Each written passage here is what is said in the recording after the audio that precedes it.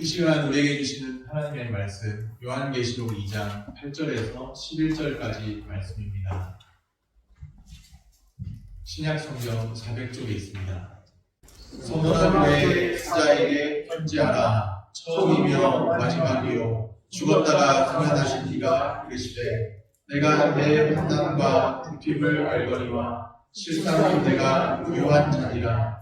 자칭 유대인이라 하는 자들의 비방도 알거니와 실상은 유대인이 아니요 사탄의 배당이라. 너는 장차 받을 고난을 두려워하지 말라. 볼지어다 마귀가 장차 너희 가운데에서 몇 사람을 돌에 던져 시험을 받게 하리니 너희가 10일 동안 환난을 받으리라. 내가 죽도록 충성하라. 그리하면 내가 생명의 관을 내게 주리라. 귀 있는 자는 성령이 교회들에게 하시는 말씀을 들을지어다. 이기는 자는 둘째 사망의 해를 받지 아니하리라. 아멘.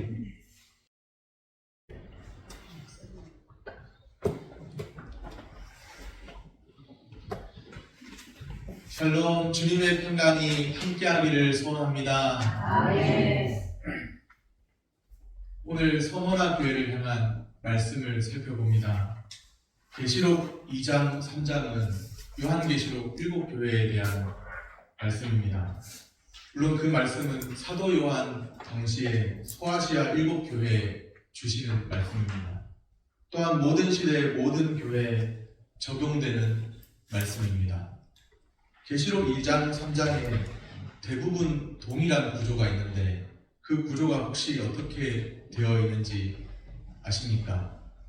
먼저는 예수 그리스도에 대한 묘사가 나옵니다.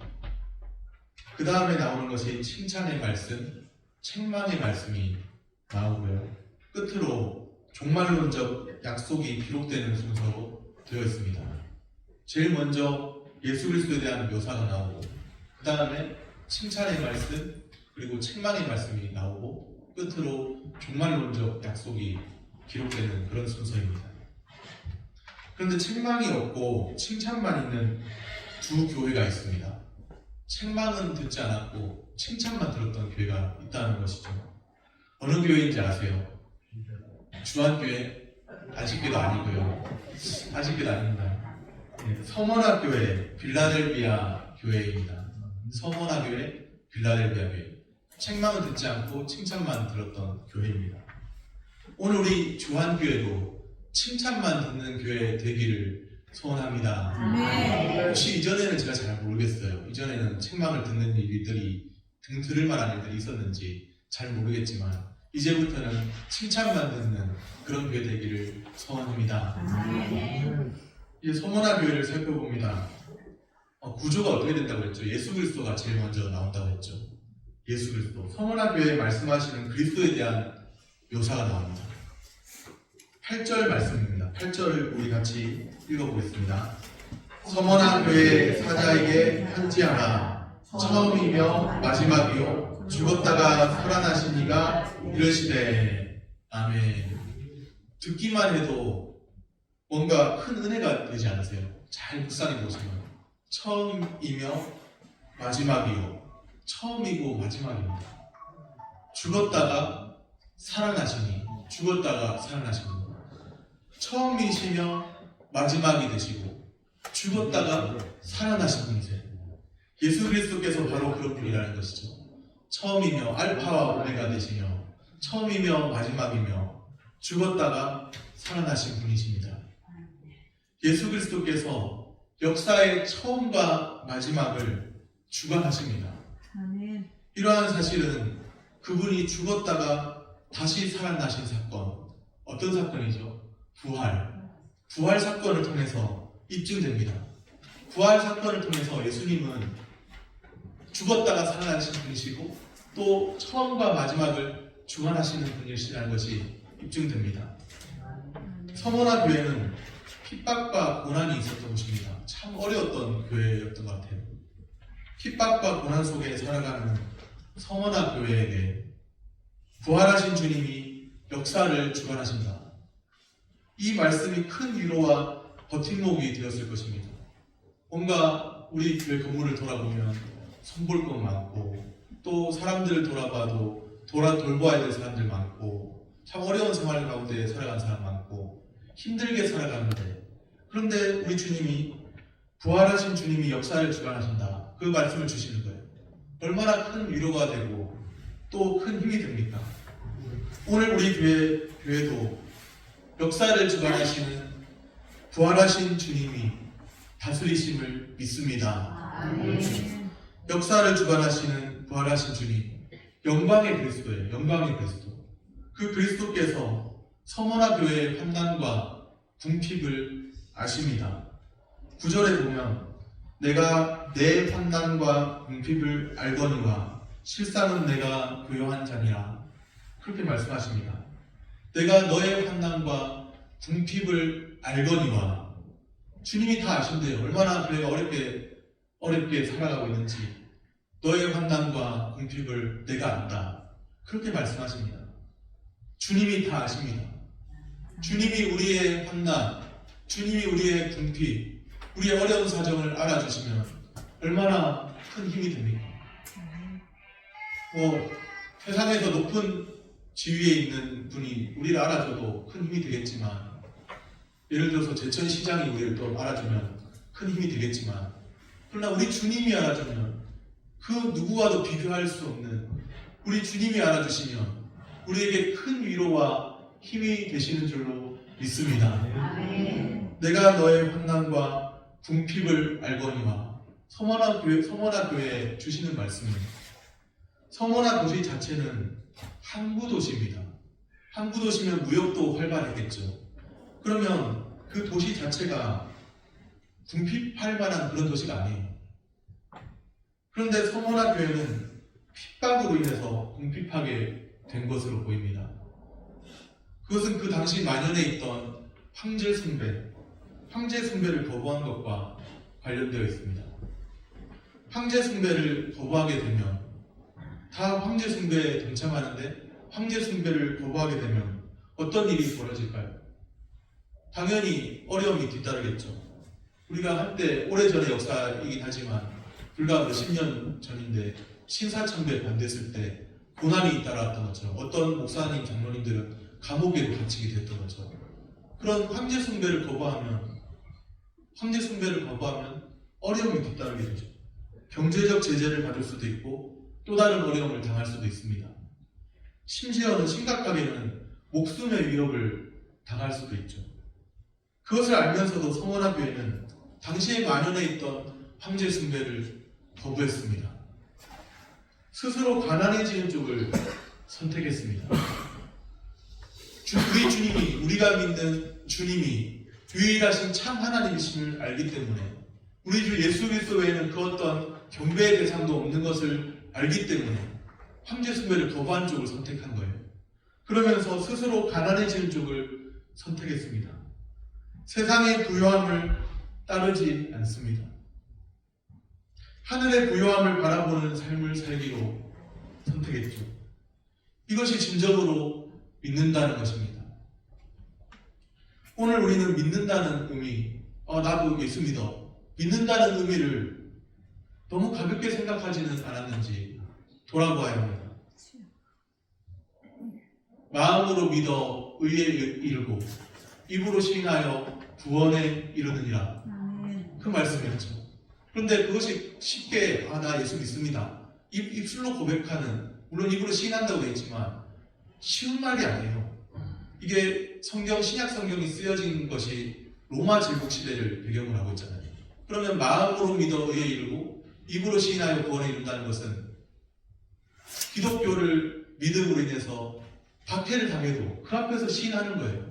박해를 당하면서도 입으로 시인하는 거예요. 심지어 사자굴에 던져진다고 해도, 드라마나 영화를 보면은 사자굴에 던져져서 사자밥이 되긴 하지 않습니까? 그러면서도 죽어가면서도 하나님을 찬양하고, 그러면서도 주님을 시인하고 부인하지 않고 마음으로 믿어 의에 이르고 입으로 시인하여 구원에 이르는 거예요. 입으로 시인한다는 것이 결코 쉬운 말이 아닙니다. 나도 예수 믿어. 너 예수 믿냐? 나도 예수 믿지. 그게 아니에요. 그냥 마음으로 믿고 마음으로 믿어 의에 이르고 입으로 시인하여 구원에 이르는 거. 자신의 목숨까지도 걸고 시인하는 거예요. 그것이 믿는다는 의미였습니다. 그 시인은, 입술로 표현되는 시인은 자신의 마음의 그 믿음의 고백이 표현되는 것이죠. 그것을 입술로 고백하는 것이 결코 우리처럼 편안한 환경이 아니었던 거예요. 믿는다는 의미가 무엇인지를 한번 생각해 봐야 합니다. 참된 믿음은 자기 부정과 자기 희생이 따릅니다. 주님을 믿는데 왜 이렇게 내 삶이 힘들지? 제대로 믿으면 사실 쉬운 게 아닌 거예요. 왜냐하면요, 우리 주 예수님께서 우리를 위하여 자신의 목숨을 내어주시면서까지 사랑하셨잖아요. 그러면서 우리에게 요구하시는 것은 우리의 모든 것을 걸고 주님을 따르라는 거예요. 단순히 그냥 내가 돈 이렇게 줄라 와서 헌금 얼마 하면 됐지, 그렇게 생각하십니까? 11조 얼마 하면 됐지, 이렇게 생각하십니까? 그게 아니에요. 우리 주 예수님께서 나를 사랑하실 때 자신의 목숨을 내어주셔서 사랑하신 것처럼 주님을 따르는 자도 자기를 부인하고 자기 십자가를 지고 주님을 따르라는 말씀이 주님이 우리에게 하시는 요구인 줄로 믿습니다. 입술로 시인하는 것 결코 가벼운 것 아닙니다. 믿는다는 그 의미 사실 결코 가벼운 것 아니에요. 내 힘으로 할 수 있는 것도 아니에요. 주님이 은혜로 선물로 주신 믿음이기 때문에, 그 믿음이 내게 주어졌기 때문에 주님이 나를 사랑하신 것을 받아들이고 그 십자가의 그 사랑을 받아들이고 내가 주님을 따르기로 결단하고 다짐하고 자기를 부인하고 자기 십자가 지고 주님 따르는 길로 나아가는 것이죠. 주님이 은혜로 우리에게 보여주신 그 길로 우리가 향하는 것입니다. 참된 믿음은 이 세상의 부요함을 따르는 삶이 아닙니다. 왜 내가 예수 믿는데 이렇게 힘들고 내 생활이 풀려지지 않나? 우리는 하늘의 부요함을 따르는 사람들입니다. 참된 믿음은 하늘의 부요함을 바라보는 사람인 줄로 믿습니다. 서머나 교회에 황제 숭배에 도전이 있었습니다. 또 다른 어려움도 있었죠. 유대인으로 인해 겪은 어려움입니다. 자칭 유대인이라는 자들의 비방이 있었으며 그리스도의 교회를 향한 비방이죠. 그들은 진정한 유대인, 아브라함의 자손과는 당연히 거리가 멀었죠. 오히려 그들은 유대인이 아니라 사탄의 회당이라고까지 오늘 말씀은 분명하게 표현하고 있습니다. 그 모든 어려움, 환난과 궁핍을 경험하는 교회입니다. 교회가 어렵다는 거예요. 서머나 교회가. 서머나 교회를 향한 예수님의 평가는 분명합니다. 환난과 궁핍을 당하고 있는 교회인데 실상은 내가 부요한 자야. 실상은 너가 부요한 자다. 환난과 궁핍을 당하고 있는데 어려운데, 경제적으로 어렵고 형편도 어렵고 어려운데 실상은 너가 부요한 자니라. 그렇게 말씀하십니다. 어떻습니까? 세상의 평가가 아니라 예수님의 평가가 중요하죠. 우리가 스스로 나는 힘들고 어려워, 나는 참 어려운 사람, 어려운 환경 속에 있는 사람이야, 그렇게 생각할 수도 있지만 우리 주님이 우리를 향해 무엇이라 말씀하시는지 분명히 들어야 합니다. 실상은 부요한 자라고 하는 그 말씀, 우리 주님의 그 말씀이 우리에게 참된 위로가 되기를 소원합니다. 부요한 자라고 말씀하셨는데 그 부요함은 세상의 부요함이 아니라 하늘의 부요함을 따르는 것이죠. 그리스도인은 세상의 부요함에 빠져서 사는 자일 수 없습니다. 세상의 부요함에 빠져 살고 세상의 부요함만을 탐닉하는 사람도 있죠.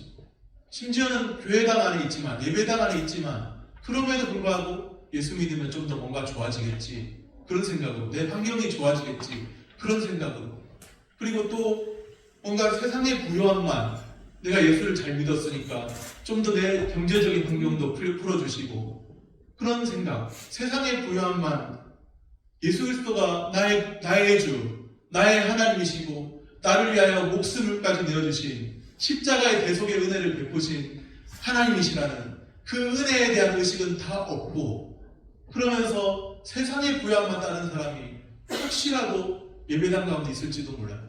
그러나 그것은 예수 그리스도를 따르는 참된 의미가 아닙니다. 그리스도인은 세상의 부요함에 빠져 사는 자일 수 없습니다. 세상의 부요함만을 탐닉하는 자일 수도 없습니다. 그러나 그리스도인이 세상의 부요함만을 탐닉한다면 어떻게 구별을 말할 수 있을까요?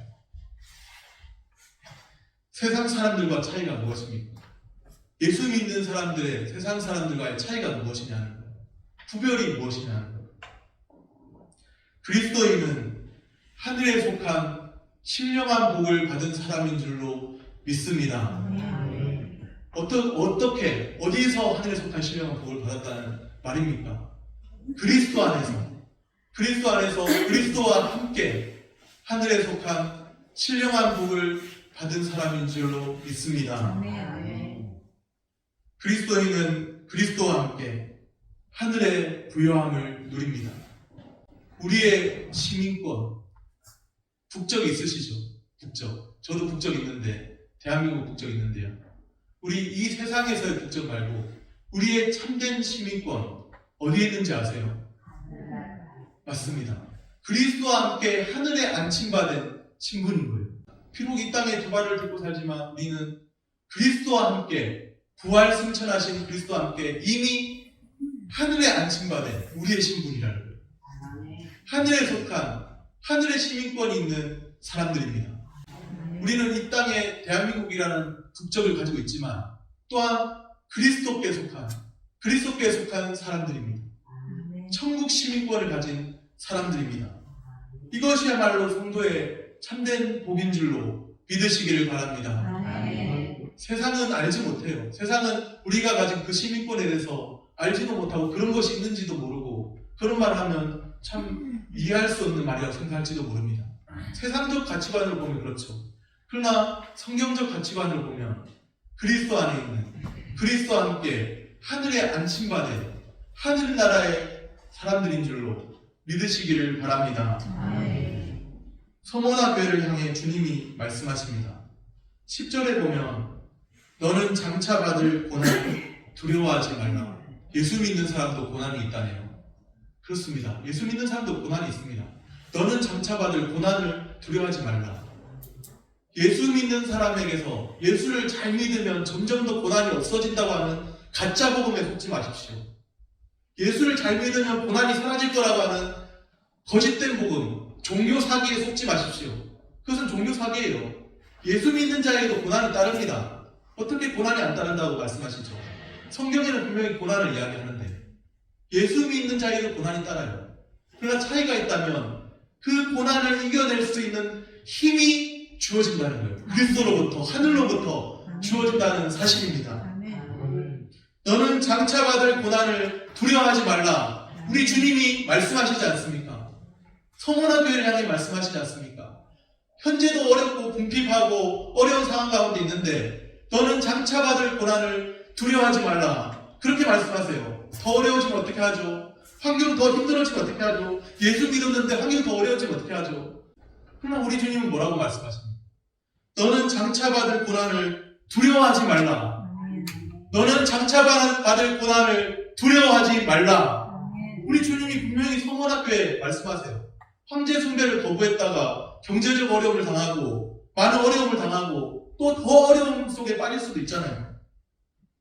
장차 받을 고난이 있다고 하니 그 말씀을 듣는 우리는 어떻습니까? 예수 믿으면 더 손해볼 수도 있다던데, 예수 믿으면 고난이 사라지는 것이 아니고 오히려 더 손해볼 수도 있다던데, 자기를 부인해야 되고 더 손해볼 수도 있다던데, 장차 받을 고난이 있다고 하니까 두려울 수도 있죠.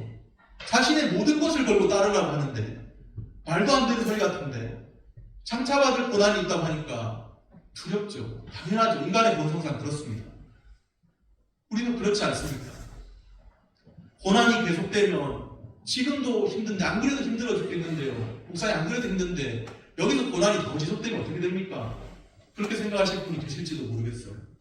고난이 계속되면 힘들죠. 당연히 힘듭니다. 지금 현재도 우리의 상황이 어려운데, 안 그래도 어려운데 더 고난이 지속된다면 더 힘들어질 수도 있죠. 그 상황이 두려울 수도 있죠. 생각만 해도. 어떻게 감당하지? 지금 일도 힘든데 내일은 어떻게 감당하지? 그 마음을 잘 아시는 주님이십니다. 그런 마음, 우리의 마음을 왜 모르시겠습니까? 우리가 고난을 두려워하고 염려하고 왜 모르시겠어요? 장차 받을 고난을 두려워하지 말라. 우리 주님이 아시니까 그런 말씀 하시죠. 두려워하지 말아라. 우리 주님이 말씀하셨습니다. 두려워하지 말아라. 무슨 말입니까? 그냥 말만 하시고 끝내실 거예요. 우리 주님이 책임지시겠다는 말씀 아닙니까? 염려하고 근심하고 두려워하는데 주님 앞에 엎드리면 계속해서 주님을 붙들면 주님이 그 인생 책임지시겠다는 말씀 아닙니까? 아멘. 10절을 다시 보면 너희가 10일 동안 환난을 받으리라 그렇게 말씀하세요. 환난의 기간이 10일 열흘이 될 것입니다. 주님이 그렇게 말씀하셨으니까. 그런데 여기서 열흘이라는 기간 문자적으로 열흘이 아니죠. 그럼 딱 10일만 끝나고 바로 끝, 그 다음에 고난 없다 이것입니까? 그런 뜻 아니죠. 하나부터 10까지 셀 수 있는 열흘이라고 하는 그 기간, 셀 수 있고 끝이 있는 정해진 경계가 있는 기간을 뜻합니다. 그래도 10은 열이라는 숫자는 100보다는 적잖아요. 1000보다는 적잖아요. 열은 그래도 셀 수는 있잖아요. 많은 것 같아 보이지만 셀 수 있잖아요. 끝이 있는 정해진 경계가 있는 기간을 뜻합니다. 만약에 고난이 끝이 없다면요. 예수 믿는 사람에게 고난이 끝없이 펼쳐진다고 한다면 우리 중에 견딜 자가 누가 있겠습니까? 아무도 못 견딥니다. 그런데 여기 열흘이라는 기간은 끝이 있는 정해진 경계가 있는 기간이라는 거죠. 왜 그럴까요? 왜 그렇게 끝이 있는 기간을 허락하셨을까요? 우리의 믿음의 수준을 아시는 거예요. 우리가 고난 속에서 얼마나 그렇게 참 자유롭게 살아가야 되는데 버티기가 쉽지 않은지 아시는 거예요. 박해가 극심하다고 해도 기간은 비교적 짧을 것입니다. 시작이 있는 것처럼 고난에는 끝이 있습니다. 그리고 그 고난의 뒤편에는 영광이 기다리고 있습니다. 아멘. 환난의 기간은 그 시간이 정해져 있습니다. 길지 않은 시간이 될 거예요. 열흘이라는 기간은 다니엘 1장을 배경으로 하고 있죠. 다니엘과 세 친구가 열흘간 우상 제물을 먹지 않고 승리했습니다. 열흘이라는 기간 동안. 서머나 교회 역시도 다니엘의 승리를 거울 삼아서 환난 중에 승리해야 합니다. 환난 중에도 주님 안에서 승리하는 역사가 있게 되기를 소원합니다. 아멘. 서머나 교회는 환난 중에도 충성하라 그런 말씀을 듣습니다. 10절 끝에 내가 죽도록 충성하라 그렇게 말씀하시죠. 너가 죽도록 충성해라. 지금도 충성하고 있는 건 아시지만 지금도 충성하고 있는 건 잘 아는데 그런데 죽도록 한번 충성해봐라. 그러면 어떤 일이 있는지 진짜 주님 앞에 나의 모든 것을 걸고 너의 모든 것을 걸고 올인해봐라. 그럼 어떤 일이 있는지 너가 죽도록 충성하라. 어떻게 하는 것이 죽도록 충성하는 것일까요? 이슬람처럼 뭔가 예수 안 믿는 사람들과 자폭하면서 뭔가 이렇게 과격한 뭔가 테러도 하고 무장 테러도 때로는 할 수도 있고 명예로 인해서 명예살인도 있다고 합니다. 이슬람은. 그럼 무장 테러도 하고 이런 게 죽도록 충성하는 겁니까? 아니면 뭔가 순교를 해야만 죽도록 충성하는 겁니까? 그 이슬람 성교권에 가가지고 순교를 해야만 죽도록 충성하는 겁니까? 낙도 성교에 가입해가지고 뭐 이렇게 운동병이라고 하죠. 요새는 한센병이라고 하죠. 그 한센병이라고 하는 그런 데 가야 죽도록 충성하는 겁니까? 환난과 궁핍 가운데서도 끝까지 믿음을 지키며 사는 것입니다. 끝까지 믿음을 지키는 거예요. 지금 당장이 어려워도 끝까지 주님을 신뢰하면서 끝까지 믿음을 지키며 사는 것입니다. 지역교회 일에 충성하라 그런 뜻이 아니라는 거예요. 지역교회 일에 봉사하라 그런 뜻이 아니라는 거예요. 물론 필요하지만 지역교회 일에 충성해라 그런 말이 아니라는 거예요. 황제 숭배를 거부함으로 죽음의 순간에 직면할 수도 있습니다. 그렇게 된다고 해도 하나님 앞에서 자신의 믿음을 끝까지 지키라는 것이죠. 그리스도인의 충성은 끝까지 믿음을 지키며 사는 삶입니다. 다른 사람을 믿음으로 이끌어주는 것도 참 중요하고 훌륭한 일이지만 나 자신의 믿음을 주님 앞에서 참 어려운 세상 가운데서 예수 믿기 쉽지 않다고 말하는 많은 사람들의 그 말들 가운데서 끝까지 믿음을 지키며 사는 삶, 그리스도인의 충성인 줄로 믿습니다. 죽도록 충성할 때 주어지는 약속이 있죠. 종말론적 약속이 있다고 했죠. 그 약속이 무엇일까요? 그리하면 내가 생명의 관을 내게 주리라. 이 말씀이에요. 생명, 영생에 대한 약속입니다. 주님 앞에 한번 목숨을 걸고 한번 살아보십시오. 그러면 주님이 이미 생명을 주셨지만 그 주신 생명, 영원한 생명을, 그 생명의 기쁨을 우리 가운데 충만하게 누리게 하실 줄로 믿습니다.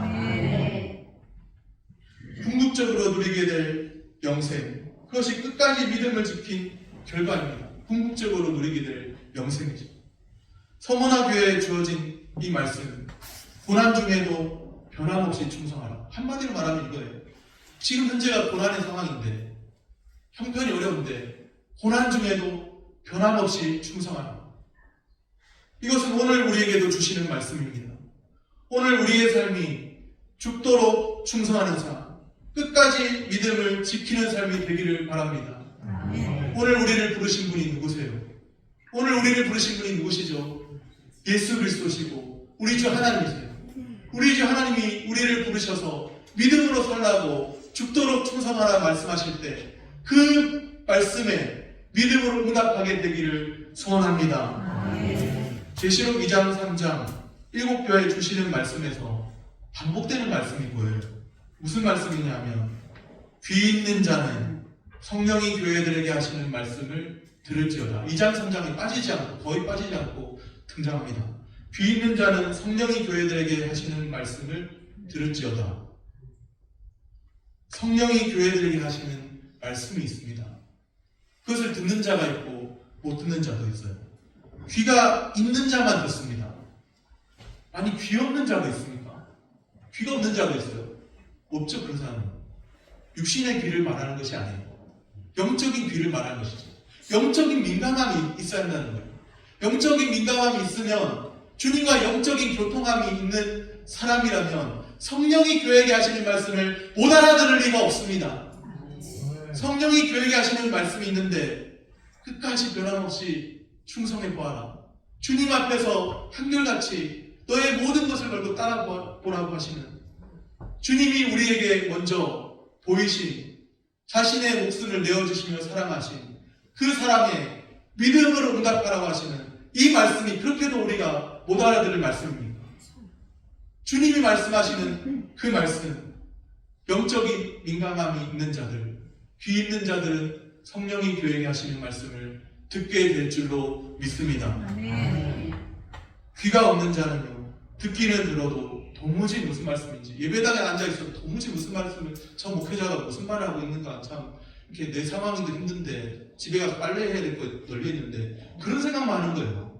귀가 없는 사람은 그냥 다른 생각만 하고 있는 거예요. 예배당에서 주님이 주시는 말씀, 성령이 교회에게 하시는 말씀이 분명히 선포되고 있고 누군가는 그것을 믿음으로 받고 있는데 똑같이 앉아있지만 영적인 민감함이 없으면 이 말씀이 자신을 걸려 넘어지게 하는 자가 되고, 오늘도 참 저 목회자는 왜 저렇게 말씀하시지, 왜 저런 말씀하시지, 똑같이 말씀을 들었는데 어떤 사람은 믿음을 받는데 어떤 사람은 그 말씀 자신을 걸려 넘어지게 하는 것이 됩니다.